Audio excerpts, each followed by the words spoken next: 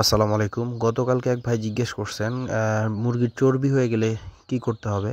তো মুরগির শরীরে চর্বি হলে মুরগি ডিম পাড়া বন্ধ করে দেয়, ডিম পাড়া কমিয়ে দেয়। এজন্য মুরগিকে চর্বিমুক্ত করতে হবে। তো প্রথমে আপনাকে ১০ থেকে ১২ দিন পর্যন্ত ধান খাওয়াতে হবে ২ বেলা। আপনি সকালে ধান দিবেন এবং সন্ধ্যাবেলা অথবা বিকালের দিকে ধান দিবেন। আর দুপুরের দিকে আপনি লেয়ার 1 ফিড দিবেন অল্প পরিমাণে। আর প্রায় ৫ থেকে ৭ দিন পর্যন্ত আপনাকে লেবুর রস খাওয়াতে হবে। সেক্ষেত্রে আপনি সকালে ৫-৭ ফোঁটা খাইয়ে দিবেন এবং বিকেলে বা সন্ধ্যার দিকে আবার ৫-৭ ফোঁটা খাইয়ে দিবেন। এভাবে ৫ থেকে ৭ দিন করে খাওয়াবেন। তাহলে ইনশাআল্লাহ মুরগি চর্বিমুক্ত হয়ে যাবে এবং আবার ডিম পাড়া শুরু করবে। তো মুরগি চর্বি হওয়ার কারণ কি? মুরগিকে একটা নির্দিষ্ট পরিমাণে খাবার দিতে হয়। এর থেকে বেশি খাবার দিলে মুরগির শরীরে চর্বি হয়ে যায়।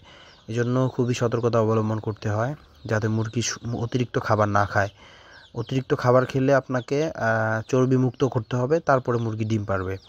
আর যদি মুরগি চর্বি হয়ে যায় তাহলে কিন্তু আপনি মুরগি থেকে ডিম পাবেন না। এজন্য খুবই সতর্ক থাকতে হবে। ডিমে আসার বয়স হয়ে গেলে মুরগিকে অতিরিক্ত খাবার দেওয়া যাবে না। একটা ডিমের মুরগির জন্য ১০০ থেকে ১১০ গ্রাম পর্যন্ত খাবার দিতে পারবেন।